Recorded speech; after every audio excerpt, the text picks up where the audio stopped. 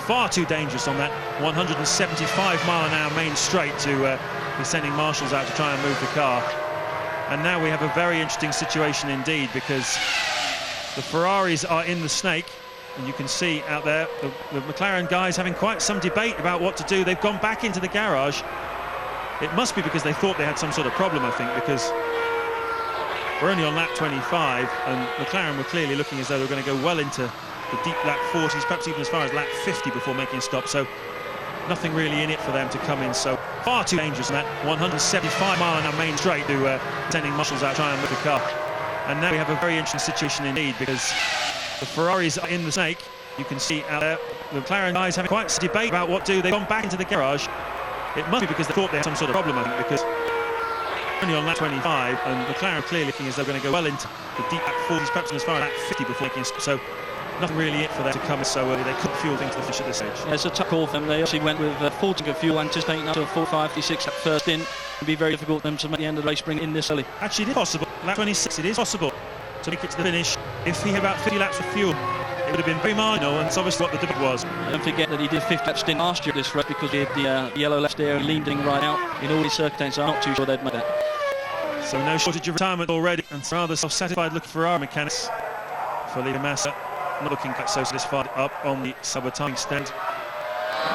We've lost Olivier Panis to an engine blow up, lost Felipe Massa to a broken Spanish. Kimi Räikkönen, he retired with an engine blow as well. Noldi had some damage from an incident on first lap. And Pedro de Rosa, not quite sure what happened to him. It was a throttle problem in the Jaguar. He's also out of the race. 70 cars still running.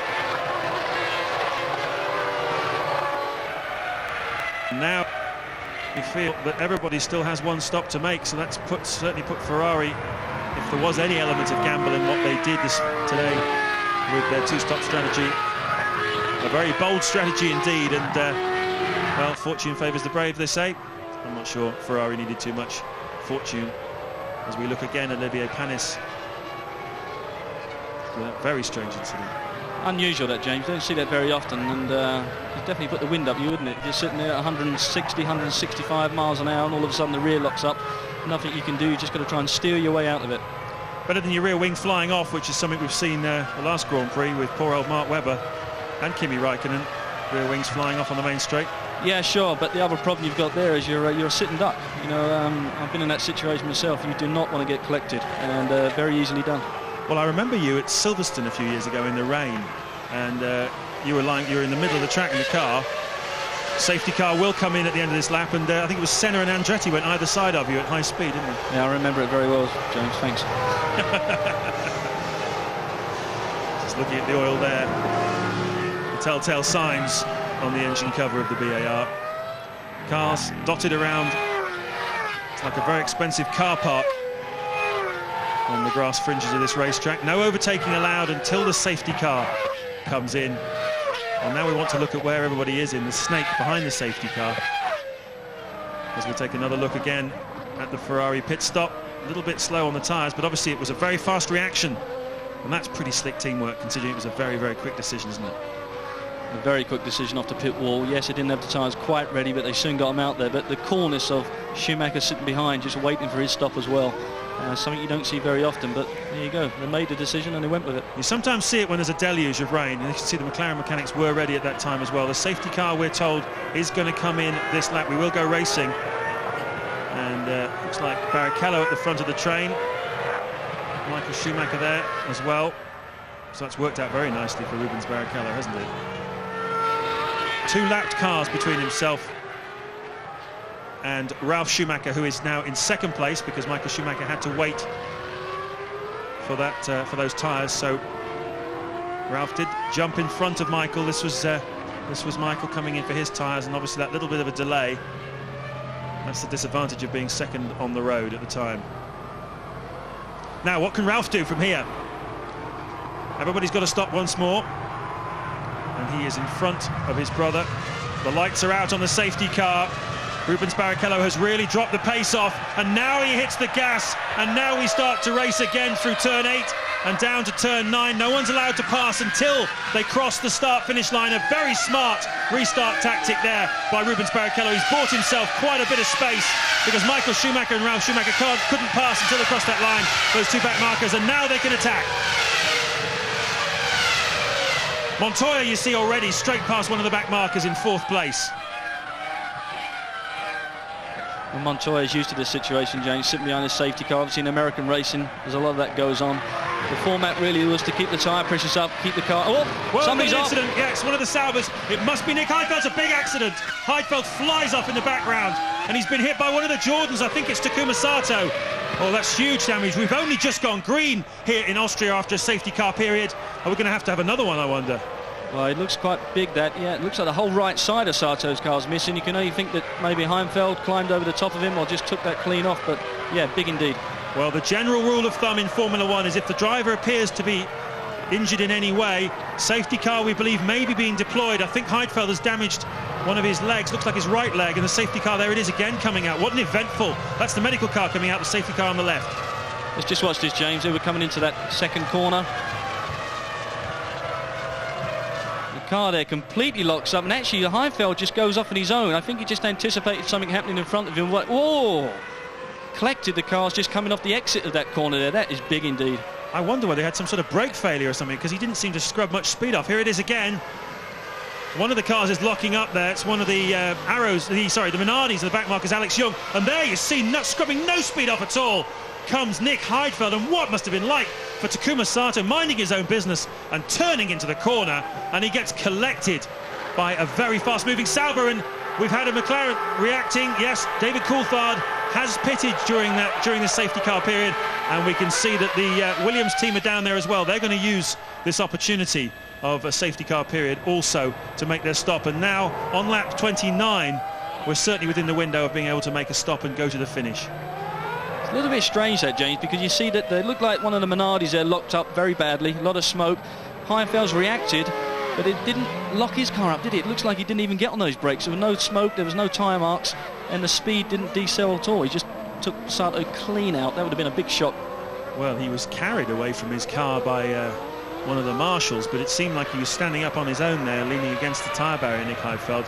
But Takuma Sato, I'm afraid, is still in the car. We saw him waving his arms, so he was clearly conscious, but he's definitely taken a knock, and I just wonder whether he hasn't perhaps had one of the parts of suspension come through the side of the car, because it was very much the right-hand side of that Jordan that took the full brunt of the high-speed Sauber hitting it.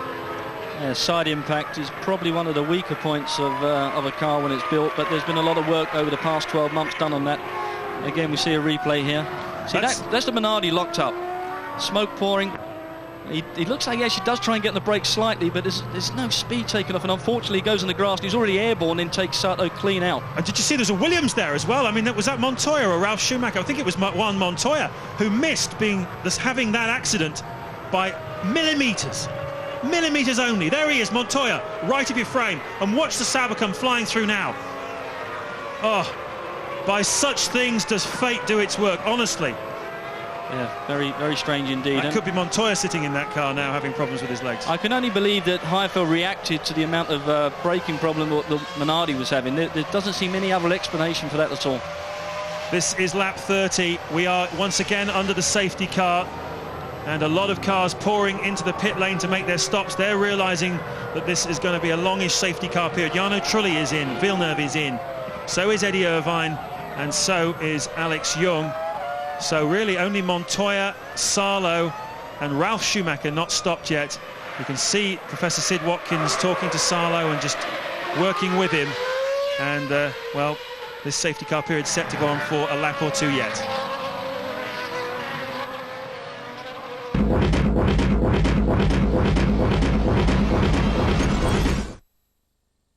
You know, I find it offensive being questioned about my whereabouts when one of my colleagues has been killed. But you're all right, though, aren't you? Because you were at that council meeting. Must be a dozen expert witnesses there. They're all locked up for very good reason. You say anything about that fight and there'll be another dead Purvis on this wing. Friends or Traitors, The Bill and Bad Girls, Thursday from 8. everything changes. Maybe it's time to move on. People come and people go. They'll learn to adjust, because that's what life's all about. But it doesn't make saying goodbye any easier. I don't want you to go. Where the Heart Is, Sunday at 8, ITV1. Do these people actually like football? Don't they prefer this to this? They probably even use kimonos for goalposts. I've been playing this for 2,000 years and they're rubbish. Frank Skinner, who can't play football, finds out whether Japan and Korea, who can, deserve the World Cup. Kimonos for goalposts, Sunday, 10:05.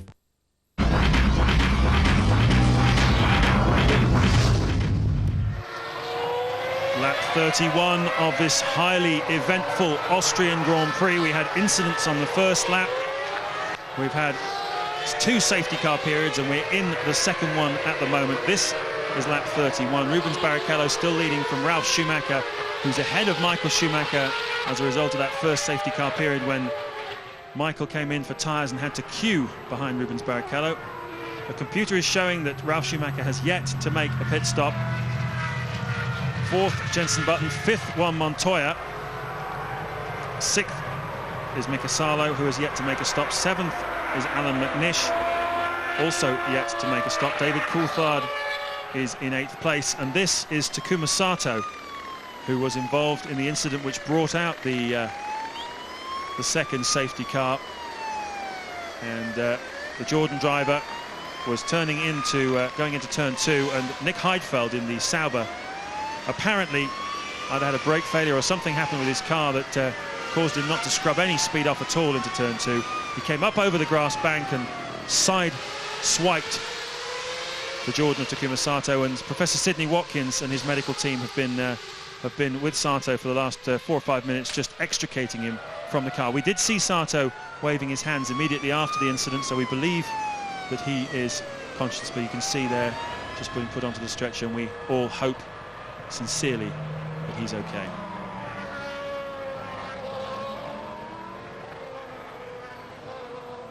Eddie Jordan there, very worried team owner, up on the timing stand. Always anxious times, these, Mark. Very difficult times, but you know, Professor Sid Watkins is a great guy, and I'm sure he'd do everything he can there. But hopefully, Takuma Sato is okay. We saw him wave his hands, as you said earlier, James, and you know, they've extradited him from the car, which is the main thing, and he'll be rushed to hospital to get him checked out. Well, his car, certainly the right-hand side of his car, took a very serious impact from Nick Heidfeld as he went into that corner, and we hope he wasn't too badly hurt by anything coming into the cockpit. There's Nick Heidfeld, just reflecting on the incident. Seemed to have a little bit of an injury to one of his legs as well, was favouring one of them over the other just as he was standing there, but well, this is a sight we never like to see in Grand Prix racing.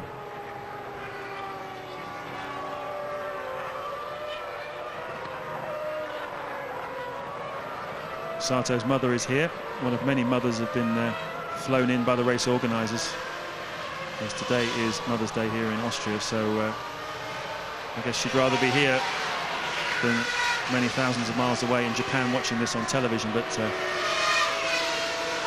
rather it wasn't happening at all. Mika Salo then into the pits. Most of the teams, most of the drivers have taken advantage of the 2 safety car periods to make fuel and tyre stops. Eddie Irvine with a problem there for Salo leaving the pit lane. It looked like he wasn't sure whether he was allowed to come back out again. He just hesitated before the pit lane exit line. Yeah, I think he was just being a little bit precautionary there and not wanting to get tangled up with Eddie Irvine leaving the pit. But in light of what's going on and what's going on the racetrack, probably the best move, the safest way to run your exit from the pits. Well, and you can just see there's a replay there of the incident. Sauber, not a great shot of it. Sauber just hitting the side of the Jordan.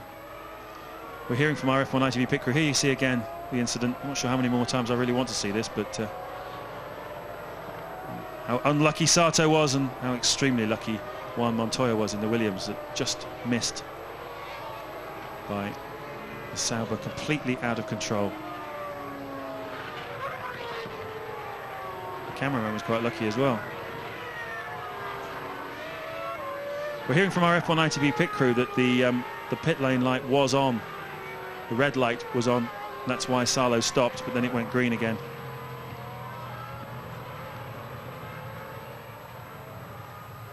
And anxious mechanics waiting for news. And here's Juan Montoya. Well, he had much more close view of that incident than he would care to have had. But apparently his car undamaged. As the laps tick down, it's now lap 33 in this 71 lap race, and some more pit visitors. And Harold Franson and Alan McNish in the Toyota. Difficult as well, James, this point, the safety car out there. The guys have got to really concentrate on trying to keep the tyre pressures stabilised. Forgetting they've got that restart to do, and they need to make sure that they've got the car underneath them with the tyres at a sensible pressure to lay the hammer down, so to speak. But it's also a bit concerning if you're sitting in a race car as well and you've seen an incident like that. There is at the back of your mind some feelings going through there just to think about the poor guy involved. Problem here for Alan McNish, though. Engine had stalled. Started again now, and McNish a very long pit stop indeed. And that moment for Mika Salo, his teammate with the pit lane exit light, has cost him dearly. He's down in 12th place now, so lost a lot of ground as a result of that.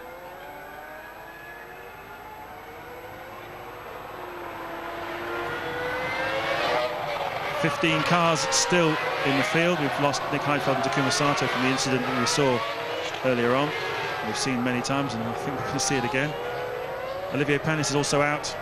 Felipe Massa, Kimi Raikkonen, who had an engine blow up, Bernoldi and De La Rosa too, out of the race. And you can see Heidfeld, the brakes kicking out a lot of dust. I wonder if the brake disc has exploded. Well, yeah, I'm sure he must have been on the brakes. I mean, it's your first reaction, obviously, and there's tyre marks there, but of course the car's sideways at that point, so it is laying rubber down the road.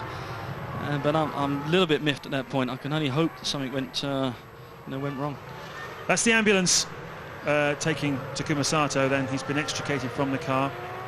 Professor Sid Watkins and his very professional medical team, who have done so much to raise the standards of the medical facilities at Grand Prix around the world. They take the same team everywhere with them. They go through a very detailed process on Thursday afternoon with the local medical officers and the stewards, showing them how to extricate drivers and the whole process that they go through. It's like a military discipline, which is exerted by Professor Watkins. And, well, hopefully Takuma Sato on his way to the medical centre to be checked over.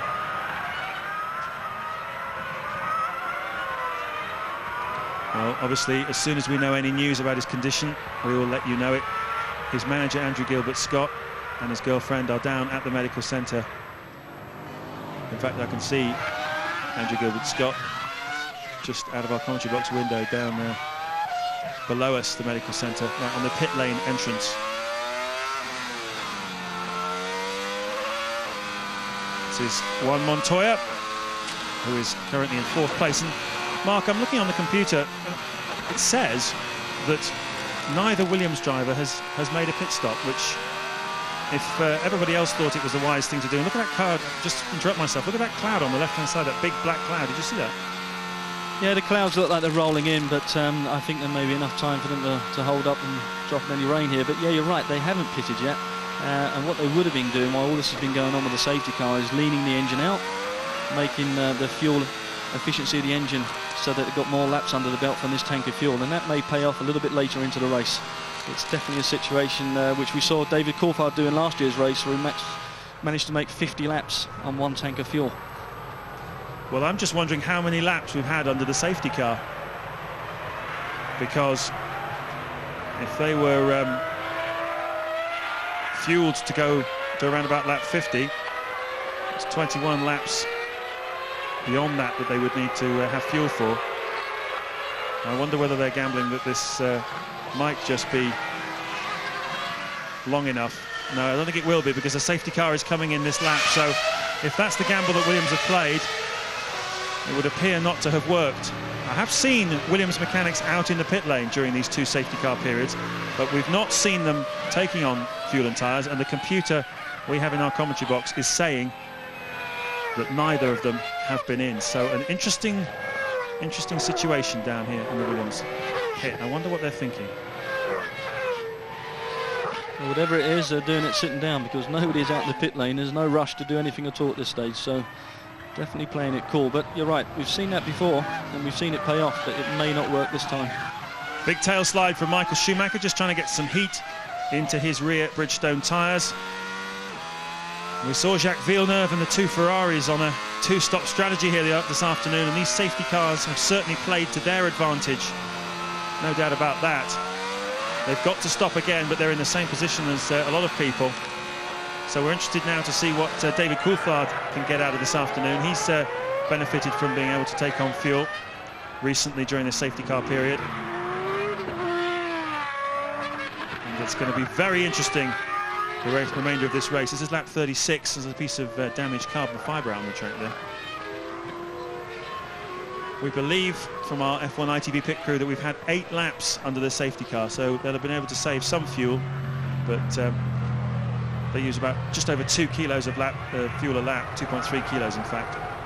So they'll save some, but not enough to get them to the finish. Lights are out though on the safety car. Rubens Barrichello still leading this race, and we will be going green very shortly, and you'll have noticed that the sun appears to have gone in. The clouds are coming over. So much unpredictability about this Austrian Grand Prix, but Barrichello turns the wick up, and very shortly we'll be going green. Green lights are on the start-finish line, on board with Juan Montoya, and we're racing again at Zeltweg. Barrichello leading from Ralf Schumacher, Michael Schumacher's third, Montoya fourth, fifth Coulthard, sixth Fisichella, seventh Villeneuve, eighth Trulli, and there's a move. That's probably putting a lap on, I think. Indeed, one of the Renaults there, just getting past one of the two Minardis. At the front though, very close, the closest they've been since the start of the race. Rubens Barrichello not been able to take the sort of advantage he did after the first restart. Not quite, but he's now carrying the fuel load there as well. But it's a difficult time for the drivers. They've put every maximum effort in, and especially for Rubens, Michael tried to make that big buffer, and now they've got to go and do it all over again.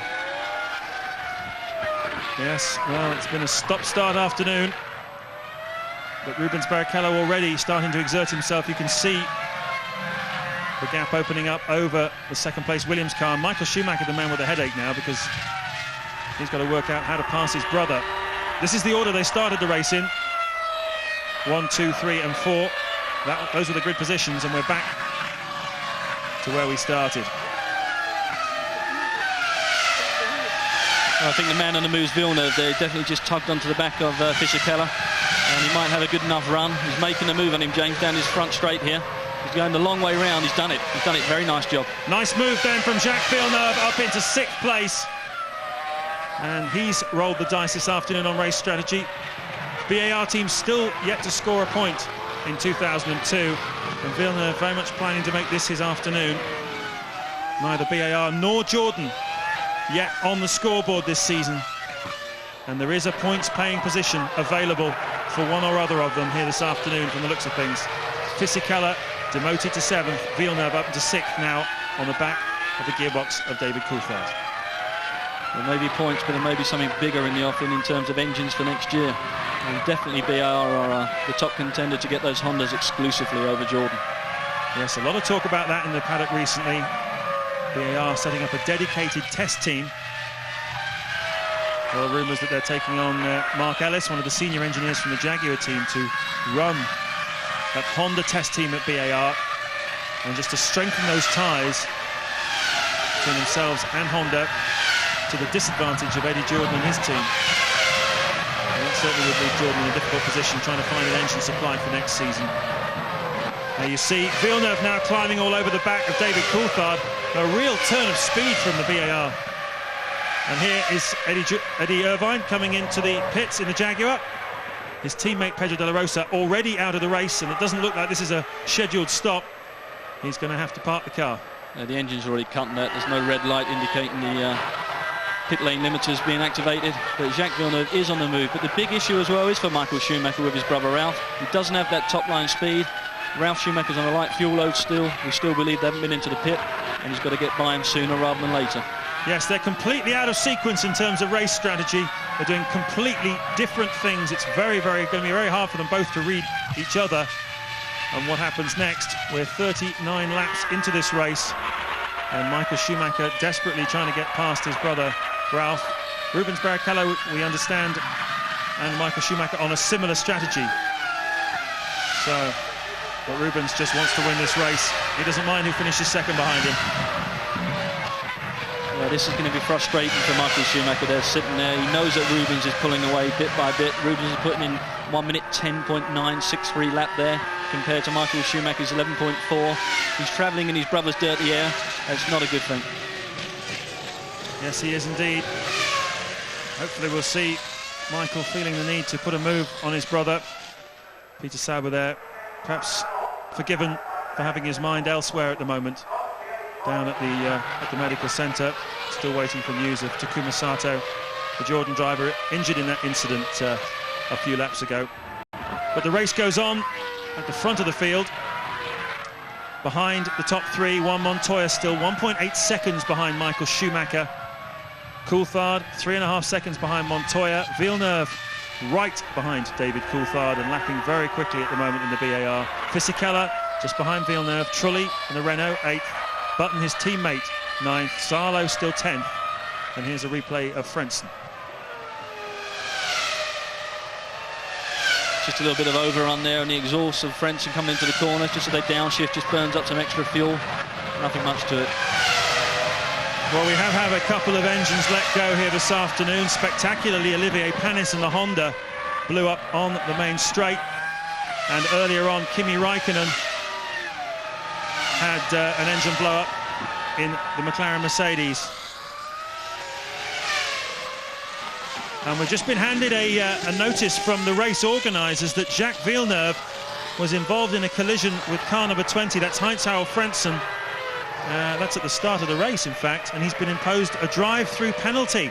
So a penalty for Villeneuve, the man in the frame you see there. Well, that's actually Eddie Jordan walking through the frame, but we believe that Villeneuve's going to have to do a drive-through penalty. Well, he's already stopped twice. I wonder whether he's already served it. He has already served it. Interesting. So a little bit late notification that from the race stewards. Well, as he served his penalty there, James, he's actually overtaken David Coulthard up to 5th place. He is a man on the move. How long he can sustain that for will be interesting to see, but BAR desperate for those points. They are indeed, but Villeneuve suddenly competitive for BAR and Coulthard.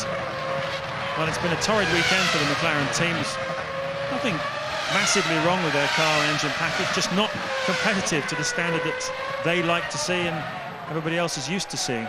As Eddie Jordan goes to visit Sid Watkins for an update on his driver Takuma Sato. But the fact that Sid is there in the car hopefully gives us some positive signals about Takuma's condition. I definitely hope so. Obviously Sid's going to be needed on for the rest of the race, but it's a positive sign indeed. Of course Eddie Jordan wants to know what's going on, and rightly so. Lap 42, and that's the sole remaining Jordan in the race of Giancarlo Fisichella, now in 7th place, as Sid Watkins explains what he saw to Eddie Jordan. And, well, Villeneuve really has surprised us all this afternoon by his strategy and by his speed and performance. There's the two Renaults. Haven't seen too much of them this afternoon. But Jarno Trulli is ahead of Jenson Button now, having qualified well behind him on the grid. So Jenson's had a difficult afternoon, and he's now in 9th place at the moment. I'm just wondering whether there's something actually wrong with David Coulthard, James, because it looks like his lap time's backed off considerably. He's down in the 1 minute 13s, and Giancarlo Fisichella is catching him up very quickly indeed. Indeed he is, as Eddie Jordan and Peter Sauber, the owners of the two cars involved in that huge collision a few laps ago, but judging by the expressions, they give us hope as well. And Fisichella looking at the back of Coulthard, and Trulli looking at the back of Fisichella. Two unlucky Italians so far this season. Fisichella and Trulli, neither of them scored a point yet. And both of them within sniffing distance of one. in the battle for 6th, 7th and 8th place. And Button's on the back of that battle as well. He's only another 3 or 4 attempts behind, and if something goes on there with a move, he could be collecting 2 or 3 positions as well. Yes, already a point scorer this season, Jenson Button. And the Renault team was 4th in Malaysia, 4th in Brazil and 5th in San Marino. But Trulli, his teammate, yet to get on the scoreboard. Lap 44 though. 2.1 seconds between Rubens Barrichello and Ralf Schumacher in 2nd place. Michael Schumacher seems to have accepted his fate and seems to be waiting to see what Williams are going to do in terms of pit strategy. But does he still believe he can win this race? Does he still believe that Rubens Barrichello is beatable? It's difficult to see it at the moment. He doesn't seem to be pushing all that hard. Montoya 4th, 5th is Villeneuve, and still 6th, David Coulthard. And hopefully we'll have some news of Takuma Sato's condition right after this.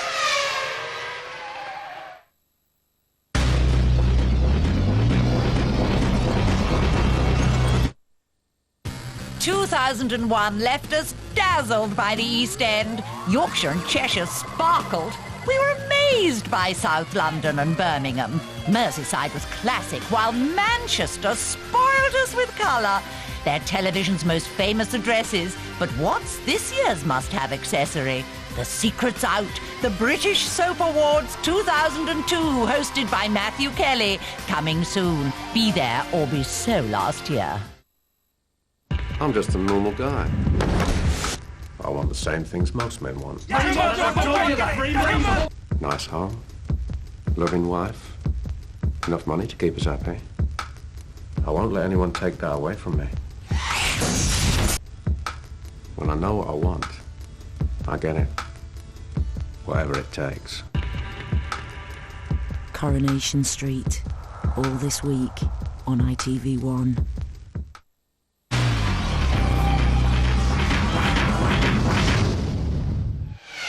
Lap 46, you can see David Coulthard there making a small mistake. He's coming under pressure now as a result of that from Jenson Button. But Louise is in the Jordan pit with news, hopefully, of Takuma Sato's condition. Well, let's grab a word with Eddie Jordan. You've just been to see Prof Watkins. What's the news, Eddie? Well, he reckons it's the biggest miracle he's seen in a while. And I asked him what was the condition, and because I saw him pumping his heart, I was really, really concerned. But fingers crossed, everything seems to be fine. He's down there, he's talking. And not even broken bones, we understand, but fingers crossed, this will be a really good occasion for him if he can escape this one as likely as we think hopefully he has. So just to confirm, no injuries at all? It would appear there are no injuries at this moment in time. They can't see it. I mean, I didn't go through the whole detail. I just wanted to know his general condition was stable and he was fine, and he actually said it's far better than that. Thanks, EJ.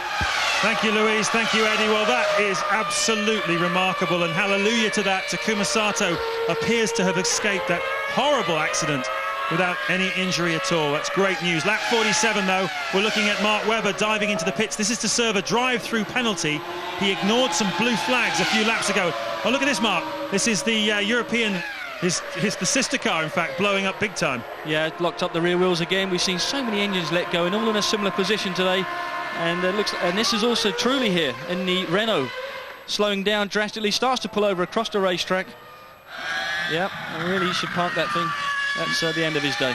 Yeah, Jarno Trulli, the car letting go, and Trulli actually parked that in a slightly awkward place. It was just on the inside of the apex of turn 1, but the marshals have moved it. And there's Ralf Schumacher, 2nd place into the pits. Ted. Ralf Schumacher comes in for his first stop. What Williams have been able to do, and it's a very clever game, is lean out the car and let it go long. They're on a one stop anyway, but I think Ferrari may well have to stop again this afternoon, which means that Williams might well be in the driving seat after all.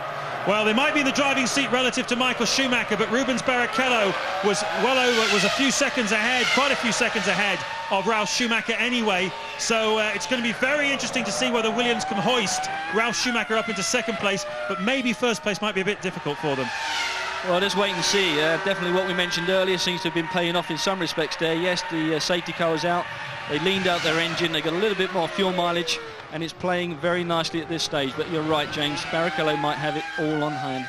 Well, Ralf Schumacher has rejoined in front of Giancarlo Fisichella, who was in 6th place, as Jarno Trulli, you see, walking in there after that car broke down, and this has really been a tough season for Jarno Trulli, hasn't it? He's had 4 retirements, only 2 finishes, a 9th place and a 10th place, and whilst his teammates been making hay, Trulli has been really struggling. Jenson Button in the sister Renault, though, still going in 8th place. Yeah, Jenson Button's putting together some very tidy laps at this stage, just trying to climb on the back of David Coulthard. They're about 8 tenths in it at this point, but it wouldn't be too far before he's there on the back of his gearbox. Well, this is Juan Montoya, still hasn't made a pit stop. We're on lap 49. Interesting to see what Williams are trying to do here this afternoon, but looks to me as though Montoya is going to fall prey to at least Jacques Villeneuve. And, well, he'll have the question whether he can get out in front of Giancarlo Fisichella in the Jordan, who's currently in 6th place. So I'm not sure that this strategy is working all that brilliantly at the moment for the Williams team, but they've got a long way to go in this motor race, and still several cars, including the 2 Ferraris, yet to make another pit stop. Yeah, Montoya's lapping 1 minute 10.4. He's in the ballpark in lap time with the Ferraris, but you're right, that gap's too big at this moment in time. Jacques Villeneuve showing 2 pit stops on the computer, but we know that one of them was for a drive-through penalty for the incident he caused with Heinz-Harald Frentzen on lap 1. So we believe that Villeneuve has only had 1 short fuel visit, which was earlier on in the race, in the around about mid-lap 20 range. So he's going to have to stop again as well. Montoya, though, in real terms, is 4th in this race. Barrichello, in real terms, is 1st, and the battle, the really intense battle, is between Michael Schumacher and Ralf Schumacher. Michael Schumacher currently in 2nd place. Ralf Schumacher down to 5th place now as a result of that pit stop on the last lap, but Michael yet has to stop again, and Ralf Schumacher is 29 seconds behind his brother. Now, by my calculation, Mark, you need 26 seconds to make a pit stop and still maintain position. So at the moment, Michael Schumacher in the driving seat in that battle. Yep, I'm sure you're right. And Michael, if you watch there, is doing a 1 minute 9.9 now, James. He's just starting to put the pressure on, dropping in those consistent lap times, and he's the fastest man on the racetrack at this point. Juan Montoya, currently running 3rd, scored points in every single Grand Prix so far this season. But here's the race leader. We haven't seen much of him recently, but he's been having a very good afternoon indeed, Rubens Barrichello. Lots of stopping and starting. We've had 2 safety car periods here. And Montoya starting to put the hammer down. You can see he's really hanging the back out here. And his pit stop must be imminent, I would think, in the next few laps. No sign yet from the Williams garage of Montoya making a stop, but he's certainly putting the hammer down, which would indicate he's going to be pitting in the not-too-distant future. Rubens Barrichello having a terrific afternoon, Mark. He came here full of confidence, new 2-year contract. Stuck it on pole yesterday, fastest in the warm-up today, and he's keeping it so far together. This is lap 51, 20 to go. He is indeed, but Michael Schumacher again goes a little bit quicker. A couple of more attempts, and 1 minute 9.743.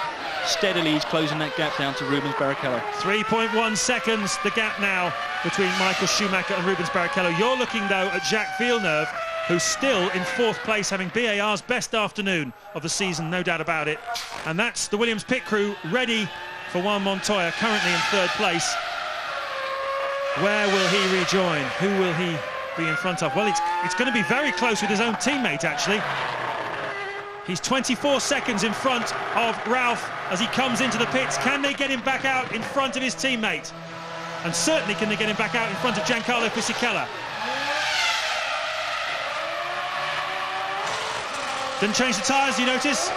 Very quick fuel stop. Where's Ralf Schumacher? Coming out of the final corner now as Montoya goes up the pit lane painfully slowly, 120 kilometres an hour. Ralf Schumacher goes beneath us. You'll see him any moment now on your screens. There he is. That's Ralf Schumacher. And Montoya is in third. He's in front.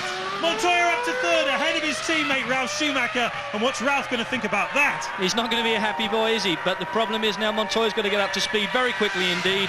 Ralph's got Montoya in his sights, and he'll want to get past him, won't he? Eh? Well, they didn't take any chances taking the wheels off. They left the tyres on, didn't want any chance that a wheel nut might stick.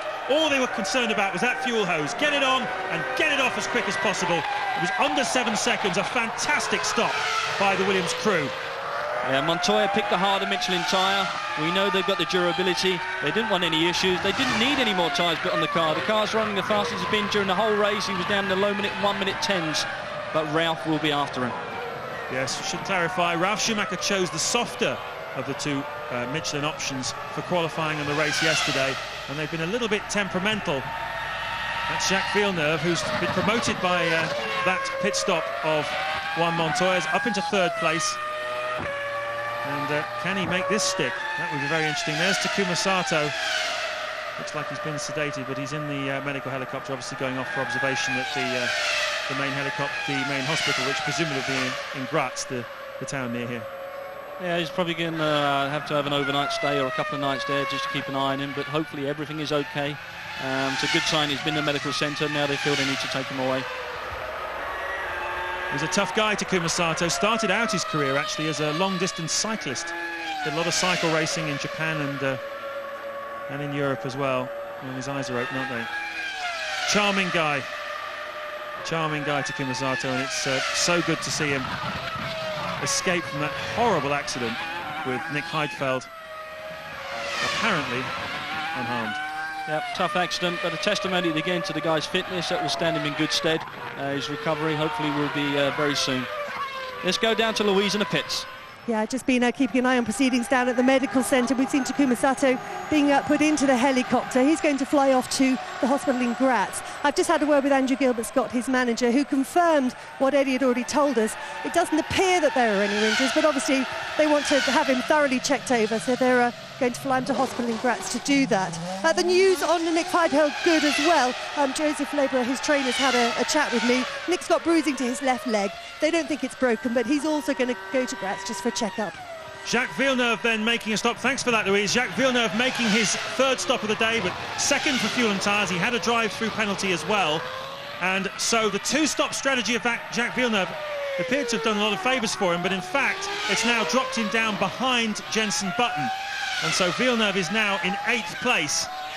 And we believe that all the cars in front of him, apart from the two Ferraris, do not have to stop again. So a slightly costly experience for Jacques Villeneuve, but he certainly, well, he looks spectacular, doesn't he?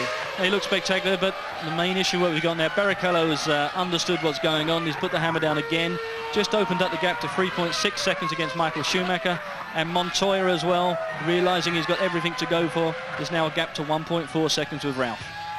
Well, they're still lapping about a second a lap off the pace of the Ferrari at the moment. Carrying more fuel, though. The Ferrari is burning down the fuel, and the two Ferraris came in on lap 24, Michael Schumacher and Rubens Barrichello, because we saw Michael queuing up as Takuma Sato goes off to Graz, the nearest town, in the helicopter, the medical helicopter. So as the fuel load gets very low in the Ferrari, they're lapping about a second faster than the two Williamses. And how much can they gain? Currently, Barrichello 37 seconds ahead of Montoya on the road. He'll need 26 to make a stop. Michael Schumacher is 3 seconds behind him, so even he should be able to pit and rejoin a few seconds ahead. And Sato leaves to go to the hospital to get a thorough check-up, but Rubens Barrichello sticks one of the arrows there underneath him. Another lap put by, and Michael Schumacher's responding again with a 1 minute 9.4 fastest lap. He is chasing Barrichello down. He certainly is. He wants to win this race just as badly as Barrichello does. Barrichello may be chasing win number 2 and Michael win number 58. But he's just as competitive as he ever was. And even though this weekend hasn't really been his weekend, he'll probably view it that if he can come away from here with 6 points, or maybe even 10 points, with the two Williamses behind him, he won't be unhappy about that, Michael Schumacher. Well, interesting, we're getting into the later stages of the race, James, and we haven't seen anything like team orders at this point, have we? So it looks like it's all fair and square, and Rubens could do the job. Well, good point, Marky. This is a scenario that we've yet to see. This time last year, at this very racetrack, Rubens Barrichello was on for a podium position, second place, and was asked to move over, because at that time David Coulthard was winning the race, Michael Schumacher's main championship rival, and Ferrari believed that Schumacher needed all the points he could get.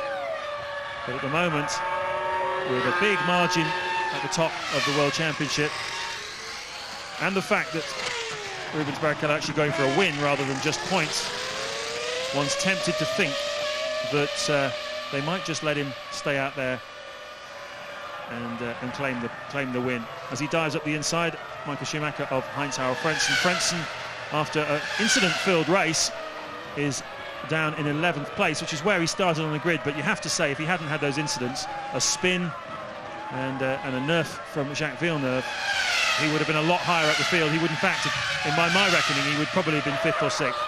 I think you're quite right. The Arrows has been running very well over the course of the weekend. Heinz-Harald Frentzen definitely got the bit between his teeth, qualifying very strong. Yeah, it's been unfortunate during the race, and it's taken the edge off his race now. It doesn't look like there's much left in there for him to progress. But getting to the end of this race, we've clearly seen there's been a lot of people dropped out, still could pick him up the result. Barrichello sets a new fastest lap. I wonder if we're getting close to the second round of pit stops. No sign of any action down in the Ferrari garage. We do believe that they both have to stop again. In fact, we're pretty sure they both have to stop again. But we don't know how much fuel was on board that Ferrari in the early stages. They took advantage of the first safety car period to stop on lap 24, and that was some 33 laps ago. So they obviously had a reasonable amount of fuel in that car at the start. They did indeed, and an outstanding pace to be carrying that level of fuel. But the big battle of the moment, Coulthard, Button, Villeneuve, they're circling within a second of each other. Looks like excitement on the horizon. Yeah, and Fisichella just in front of them. This is that battle. That's the tail of it. Button and Villeneuve, and you can see the French-Canadian, who's been out of the points for such a long time now, desperate to get back into them. Villeneuve currently lying 8th, ahead of him 7th place Button, 6th place Coulthard, and 5th place Fisichella, giving Eddie Jordan something to smile about, but Villeneuve's not going to get on that way, is he? It's the old Villeneuve, isn't it? It looks like a world champion, what we saw in 1997. He's really going for it. I would like to see the BAR collect some points, and a healthy amount of that. But yeah, driving outstandingly, but he really is throwing that car around. See him come off turn 1 there, all 4 wheels over, and a little bit more. This is the battle for 5th place. That's Fisichella in the foreground, ahead of Coulthard. Surprising, really, that the Jordan drivers managed to get ahead of the McLaren. You wouldn't have expected that, certainly, given that Fisichella qualified in 15th place for this race. David Coulthard qualified 8th. And really, all season, the McLaren has been a much faster car than the Jordan. It has, but Fisichella has been also very quick in a number of places, also been running with some bad luck, and I think just putting the car for its paces here. But again, that battle between Honda engine cars of Jordan and BAR, it's still not finished, and this race could have a very positive or negative outcome come the end of it. Yes, there's still an awful lot to play here in Austria, play for. Fisichella, another to take advantage of the safety car period. He came in on lap 24. So we don't know whether he has to stop again. I'm sure he's hoping he doesn't, but at the moment he's lapping at a very, very good pace indeed in the Jordan and keeping David Coulthard behind him in the sole remaining McLaren. We lost Kimi Raikkonen earlier on with a blown engine. And there's the Toyota of Mika Salo. Mika Salo's having a little bit of a lonely drive. He was up there in contention in that top 8 cars at the beginning of the race. Got slightly caught out with the safety car scenario in the pit stops, but looks like he's climbing onto the back of that pack.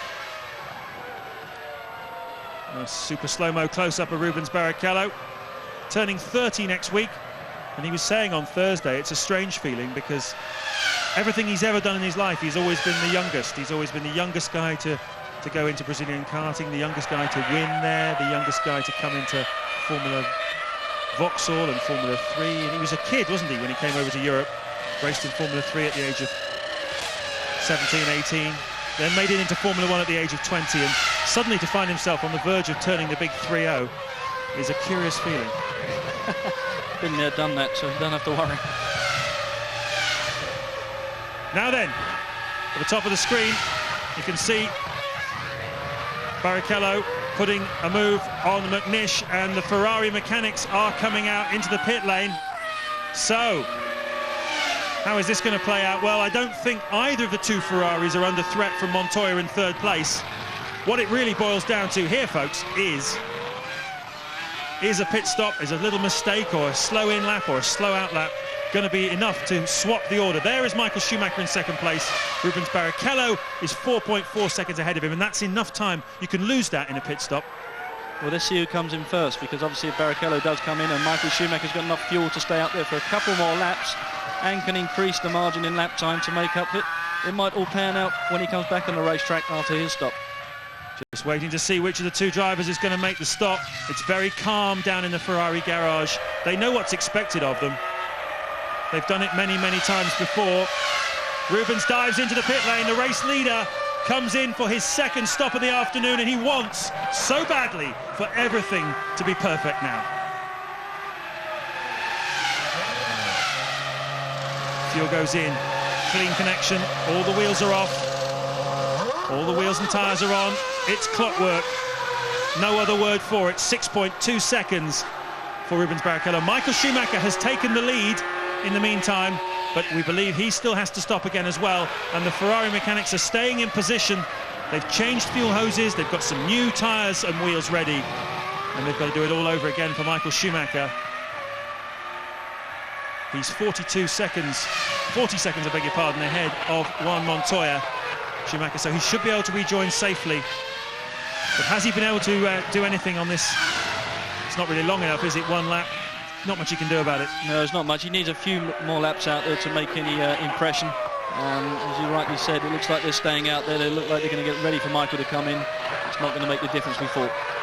It's always a bit strange when teammates race against each other because they know each other's strategy, and the team doesn't really want to outwit itself, does it? He might have thought, give me a bit more fuel than Rubens Barrichello in the first stop, but he didn't do that. Here he is, though, from position 2, and Ted is down there. Yeah, James, Michael Schumacher comes into the pit. Haven't Ferrari shown an amazing level of dominance here? Michael was only about 2, maybe 2.5 seconds behind Rubens, but I don't think he can make it up. I think this is Rubens Barrichello's day. Michael is slightly slow away, but he's on his way now. Barrichello exits the final corner and comes down the pit straight. It's a very similar scenario to the one we saw just before with the two Williams drivers, but this time, comfortably, Rubens Barrichello maintains his lead. And Michael Schumacher maintains second place, and we are now on lap 63 of this 71-lap race. And Marky Boy, are we going to see Rubens Barrichello's second career victory? Wasn't it interesting? Even Michael Schumacher's pit stop was just that fraction slower, wasn't it? 6.4 compared to 6.2 for Rubens, and that's how it's been all weekend long. It has been the story of the weekend. He's been threatening to do it for a long time, Rubens Barrichello, but he's now, well, he can almost touch the checkered flag. He's 7 laps away from it. Michael Schumacher down into second place. Montoya's still third. Ralf Schumacher's fourth. Fisichella is still fifth for Jordan. And Coulthard, where he's been all afternoon, in sixth in the McLaren.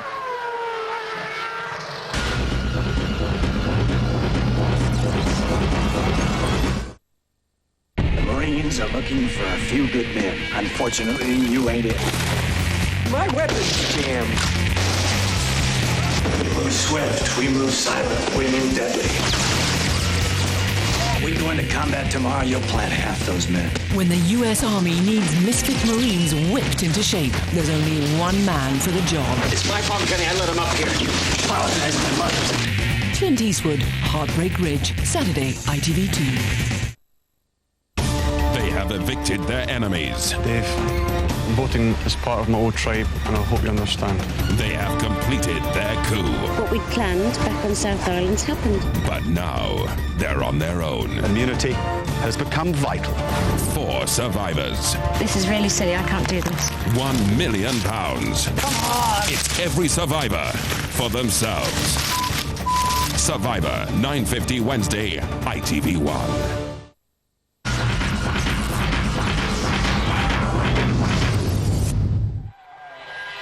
Seven laps to go in the Austrian Grand Prix of 2002. We have a Ferrari leading the race, but it's not Michael Schumacher, it's Rubens Barrichello, and he's 3.7 seconds ahead of his teammates. He's really had the edge over him throughout the weekend, it's fair to say, and today, as through the last 2 days, Michael Schumacher has not really been able to respond to the pace of his young Brazilian teammate. Well, they all look pretty happy down there in the Ferrari garage, but it's not what we've been used to. Louise is down in the pits. What can you tell us? Well, I've just been to have a word with Sauber Technical Director Willie Ramp to see if he can give us any idea what actually happened. Why did Nick Heidfeld career across the track and into Takuma Sato? What Nick has told the team is that when he hit the brakes, they locked. Now, they don't know really whether it was a failure, was it a driver error? They don't know until they have a chance to analyse the data and look more carefully at it. But that seems that that's what caused the problem. Well, it's interesting, Louise, but the situation was that we didn't really see the tyres locking as such. There wasn't that great deal amount of smoke coming off. As you saw, the Minardi on the left-hand side, which I presume he took avoiding action to get round. Certainly something went wrong there. It's an unusual situation, unusual thing to happen. This is the battle for 5th place we've been enjoying for the last 15 or 20 laps. Giancarlo Fisichella is 5th, Coulthard is 6th, Button is 7th, and Jacques Villeneuve is 8th. I nearly said Gilles Villeneuve there, and I want to talk about him this weekend in the paddock, because this weekend the 20th anniversary of Gilles Villeneuve's death at Zolder, the Belgian Grand Prix of that year, 1982. And Jacques Villeneuve also the subject of a lot of discussion about his future. Will he stay at BAR? Will he sling his hook and go somewhere else? If so, where can he go?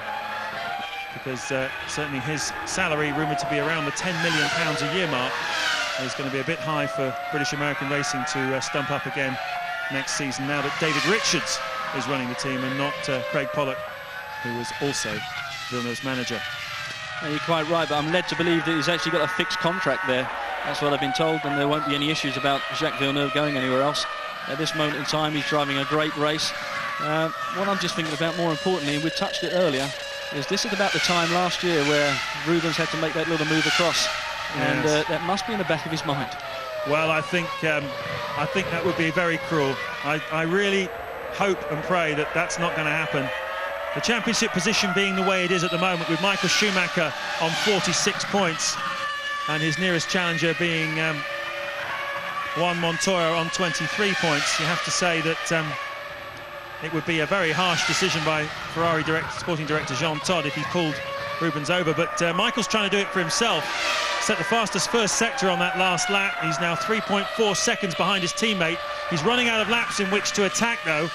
But Ralf Schumacher certainly seems to want to do something about his teammate, Juan Montoya. This is the battle for 3rd place. And, well, he's halved the gap. He's taken half a second off him in that last lap. So is Montoya in trouble? Are his tyres going off?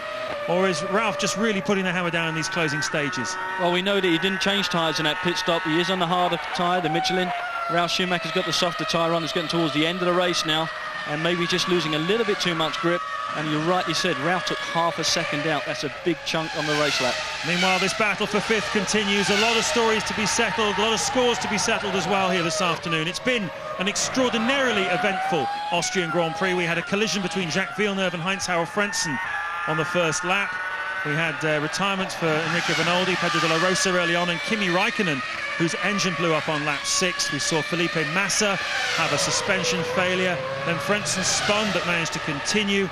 Panis's engine blew up, causing the car to be stuck right in the middle of the start-finish straight. That brought out the first safety car period of the afternoon. A lot of cars poured into the pits to make their stops as Michael Schumacher sets a new fastest lap as he closes the gap now to 2.5 seconds between himself and Rubens Barrichello. The safety car came in, and almost immediately we had this huge collision between Nick Heidfeld's Sauber and Takuma Sato's Jordana. Very, very nasty accident indeed, from which amazingly both drivers escaped, and we're very, very glad to hear that.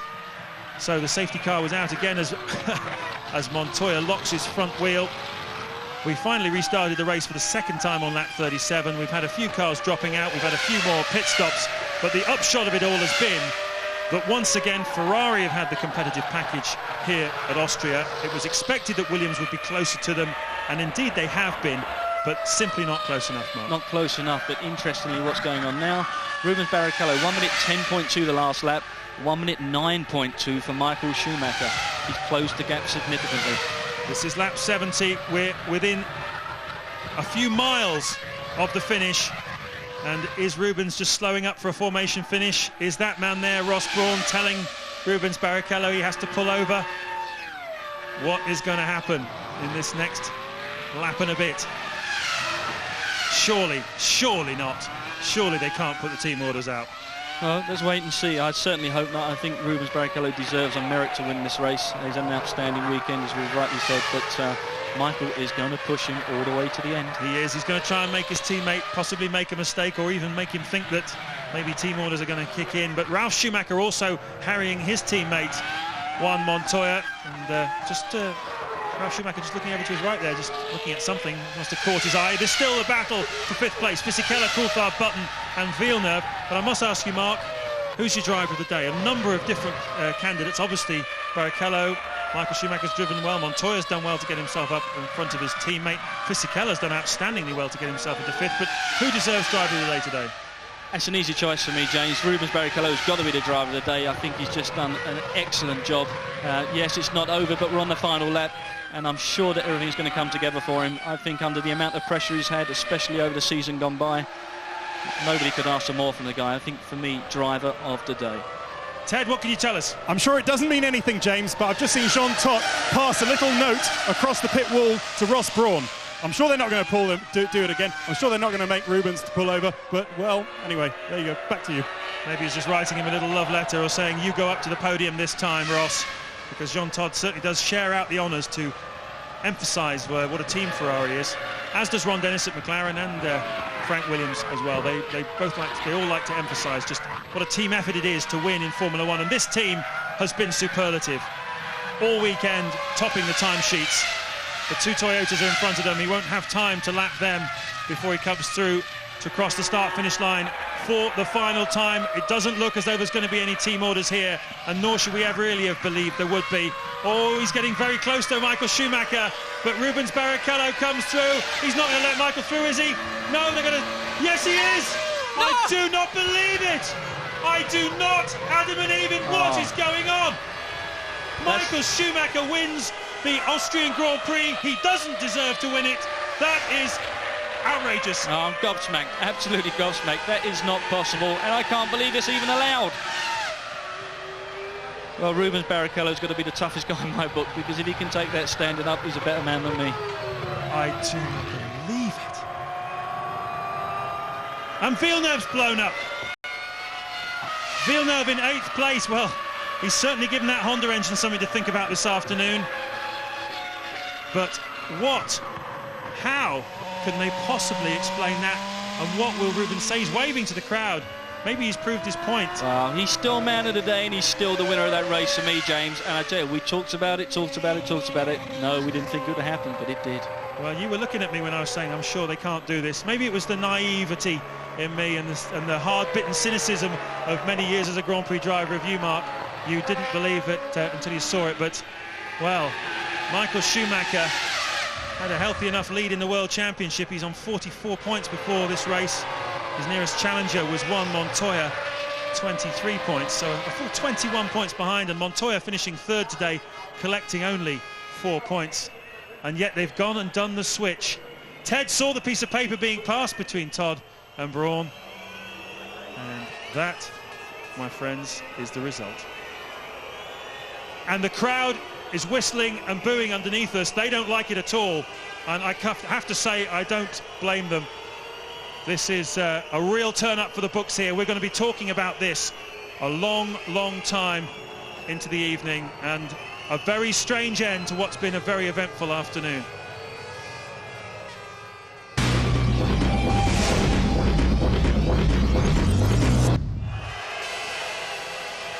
Back at Austria, and, well, right underneath us in the grandstand, the crowd, I'm afraid, are booing.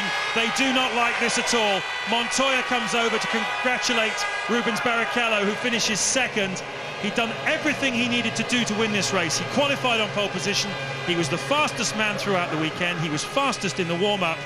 He dominated the race. And in the final corner, the Ferrari team pulled team orders and made this man the race winner. He might win his 5th World Championship a little earlier, but listen to that. Have you ever heard Michael Schumacher being booed before? Was he a part of this decision, or merely a pawn as well? There's his brother. His face says it all. And now back in real time, you see live shots on the podium. He doesn't want it. That doesn't make up the difference to me, James. That's not the winner of the race, Michael Schumacher. Rubens should be there. He should be there on merit.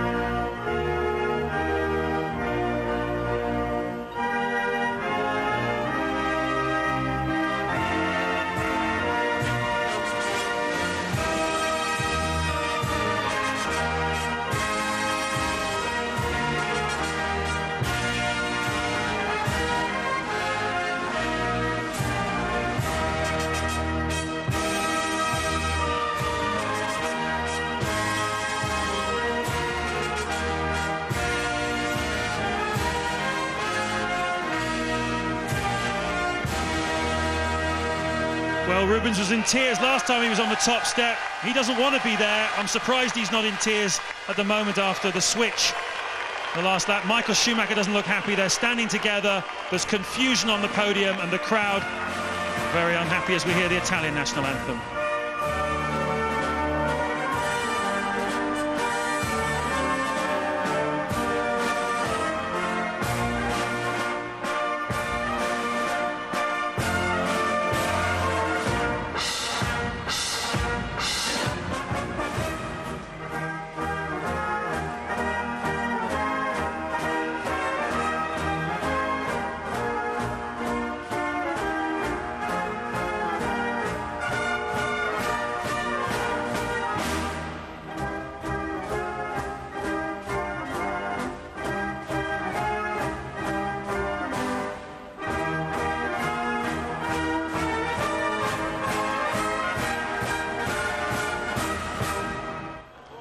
Well, he can push him up onto the top step of the podium, but he can't affect the result. Michael Schumacher has won this Grand Prix.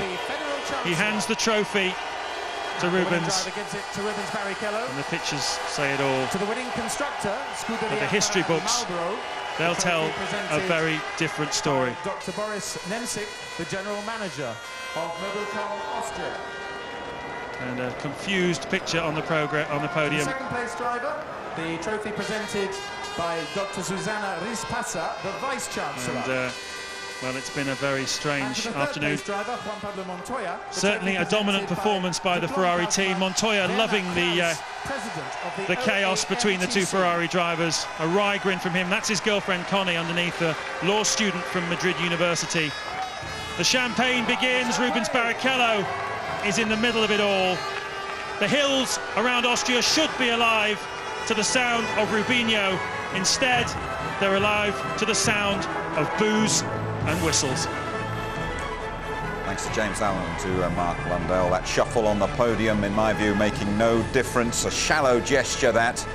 Michael Schumacher, a couple of firsts for him. His first win in Austria and the first time we've ever seen him booed up there as well. The drivers' press conference is going to be very interesting indeed. We're going to get the views of Tony Jardine as well. Let me remind you as well, the nationwide First Division playoff final is coming up after this programme, live from Cardiff, Birmingham City against Norwich. I don't think that champagne is going to taste too good for Rubens. Michael Schumacher has won the Austrian Grand Prix, although it certainly is not his proudest victory. Rubens Barrichello pulling over and letting it pass in the last few metres. 10 more points to Schumacher, then first win in Austria for him. Barrichello pushed down into second place. Montoya third for Williams. Then Ralf Schumacher. First points for Jordan on a difficult day for them from Giancarlo Fisichella, and David Coulthard, last year's winner, sixth. And the Drivers' Championship, he's gone further clear. Michael Schumacher 54 points, Juan Montoya 27, Ralf 23. Rubens up into double figures above David Coulthard and Jenson Button on 8 points. What do you make of that? Well, in German, auf Deutsch, ein Spaß means a joke. And that's what I felt it was. I think it's a sporting blunder if that instruction has come through from Ferrari. I cannot believe that Rubens Barrichello moved over of his own volition, even if he's feeling grateful for a 2-year contract. We have to believe at this point that the orders came that he should move over, as he did do last year and gave away second place to Michael Schumacher. History repeating itself. Was it just to break the jinx of Michael Schumacher? But mere metres from the end.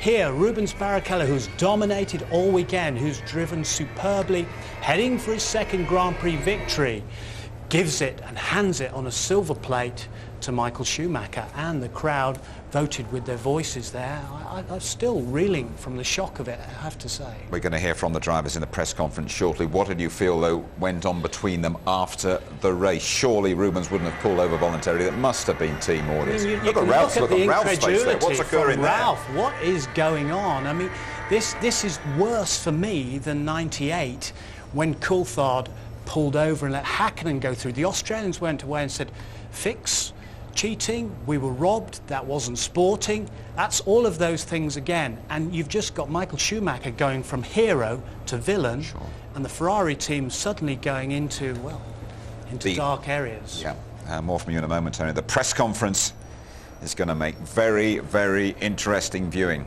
Here we go. Rubens, how difficult was it to make the decision to move over on the last lap?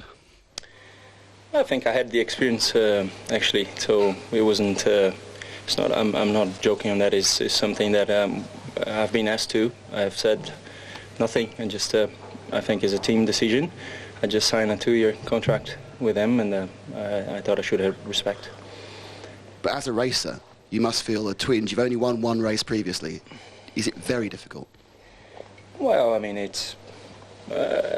I'm going through a period of a very good time in my life. I think I'm becoming a better person, a better driver. So there's no point in arguing. I think it's my determination will take me a lot more wins. So that's the way I see it. So there's no point arguing. I think it's we saw it. Michael gave me the trophy. The trophy I take home today, and so I'm happy for that. On a more positive note, it was once again a very clever strategy by Ferrari. In Brazil, we all thought you'd stop twice, you stopped once, and here obviously you're planning to stop twice. Once again, good work by Ross Brawl and the team. Fantastic, and the car is working fantastically well. I mean, it's not just the car, the engine, it's also the tires. The tires are really good, and we could fight the whole race through. I mean, it's been a really good race. It's been I need to thank the whole team and my engineers, because the car felt fantastic, and I was pushing nicely. I wasn't overdriving, and the only really point that I took care was after the safety car, because the brakes and the tires were really cold, so we had to take care. The rest was really good. Thank you, Rubens. Michael, first win in Austria, completes the set of winning at all the circuits, but it's very obvious you've taken no joy from this victory. Yeah, very obvious. As Rubens pointed out, it was a team decision last year. I sort of was involved in the situation because I felt the championship was much more tighter than it was this year. This year I didn't even think about this, and before the race I was asking, I said, I don't believe there's going to be a team strategy involved, and suddenly they told me that he would move over, and yeah, I mean, I'm not very pleased about it either. I think nobody of us is, honestly. But then we have to look what is the team's ambitions, and the team's ambitions is to win the championship, and you have to secure this, because you never know what is going to happen in the next races. And therefore, well, I have to thank Rubens, because he has done a fantastic race.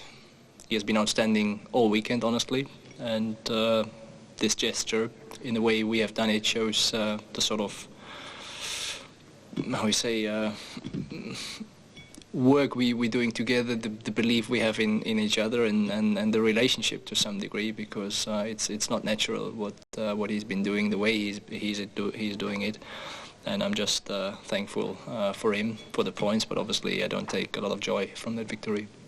As you say, you weren't really too keen on the decision.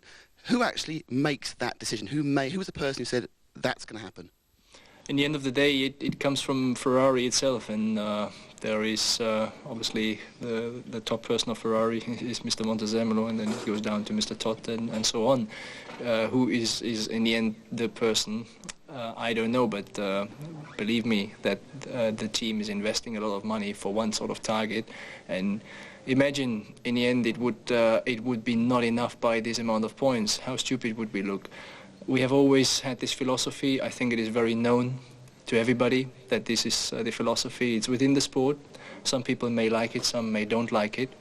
As I said today, I felt a little bit sorry as well, and I'm not really in favor of it, but then you never know what happened in the end, and I'm sure the way Rubens drove today, he has a lot of opportunities to secure victories this year, and I told him on the podium I hope that the championship is soon finished, that we can go for real racing, and I'm sure he's going to win loads of races. Thank you, Michael. Juan Pablo had a very eventful race and a very frightening incident at the end of the first safety car. Perhaps you can talk us through it. Well, I couldn't really see anything. The only thing, I was turning in. I was riding the inside of Sato, and as I was turning in, suddenly just a car, a Sauber came backwards right in front of me. I just heard a huge bang, and I really stayed, very lucky. I was very lucky there, and that made my race as well. because, you know, my strategy was to be in the hard tires. And the beginning of the race, you know, we didn't have the pace we needed to. It was noticeable that you actually didn't take any tyres at all in your pit stops. Obviously, they're a very durable brand. Yeah, they were. And it's safe to say that the 2 safety cars probably did help you get past Ralph. Yeah, that would made the race. You know, Ralph was quite quick out of the pits as well, but I managed to get quite, you know, a few laps in really quick right before the stop, and that was enough. That's all. Rubens, we now go to Monaco. Pretty tricky circuit, one which you've not always enjoyed the best of luck. Are you looking forward to it? Very much. I think it's since I've started driving the new car, everything has been bright. Obviously, I don't have a lot of points on the championship as much as I would have liked it. But Monaco is a home race for me as well, so I enjoy being there. So I'll be fighting. I don't think it did let me down. I'm up to it, and I think it's the best year of my career. So I'll just take the opportunity, and I'll be driving fast for sure. And if we have the same situation again in the last lap, you guys running 1-2, you ahead, will you do the same thing? Let him through? We see. It's an internal matter. It's not up to for us to talk now. Joyless, both Ferrari drivers. I get the impression Rubens is going to go out the back and have a good cry when that's all over. I'm pretty sure he will do, and I'm pretty sure Michael Schumacher will go downstairs and sit with Ross and sit with Jean Todt and say, what happened? Did Jean Todt go and make a call to De Montezemolo, the president of Ferrari? Is that the note that Ted was talking about at the end of a call, a quick call to say, let Schumacher go through, you know, he must win at all costs. But the point is, he was 21 points clear anyway, and Schumacher's already made the point, we didn't really need to do this. Tony, we can hear from Ross Brawn now, the man who might well have made that vital call. Here he is with Ted. Ross, Rubens had won that race, hadn't he?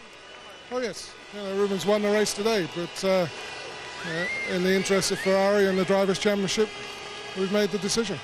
But it was fair and square, wasn't it? He beaten Michael in a fair fight. Well, you say fair, we're told the drivers not to race each other, so how can that be a fair fight? The team controlled the race, the whole race. So, you know, we were telling Michael not to push, we were telling Rubens not to push. We were watching everything, so you can't call that a race. But for Ferrari, it was more important for Michael to get the 10 points. Absolutely, yes. Let's look back at the big accident, and Sauber saying it was driver error from Nick Heidfeld now, not dodgy brakes that caused it. Well, the interesting point that was made, we were looking for smoke, a sign that something has seized, because that's how it looked, and that was the impact there. That potentially, as we'd seen before, and there's the car, again, Heidfeld flying across the screen. If you remember just before, when Panis had gone off and the engine had blown and then seized, how the rear wheels locked off and took him off. For the car to veer so suddenly like that suggested maybe there was a sudden steering problem. If it had been the diff locking up, or if it had been the engine locking up, or the gearbox back, then it would have sent him off. But so dramatic was it, and it wasn't caused just, I don't think, by the car that locked up in front of him. And unfortunately, we appear to have had a very good end to it, i.e. Sato is okay. He was going off there by helicopter, but a very, very violent accident. And again, side impact strength of the monocoque, a new rear crash test for the cars this year proves the safety from the FIA and proves the safety of the Formula One cars yet again, that this young driver can survive.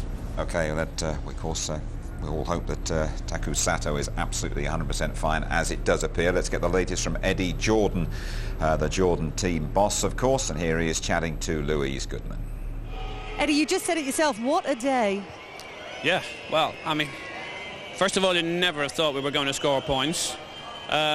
We made a fantastic strategic change by filling and coming in on fuel. Gary and I, we discussed a bit, and we've got to make that decision. We've got to be brave, take it on the nose if we can, and it paid off. We made a very early call on that, so that was fantastic. I then spoke to the Prof Watkins about, because we were very concerned. Taku, I thought he was giving him heart resuscitation at one stage, and thankfully it was nothing more than something else. I don't know, it's just a natural routine that they go through. But the word is good. He's gone to Graz for x-rays just to make sure everything is okay. And, he's a brave boy. Hopefully he can be back racing at Monaco in the next race, but who knows what will happen.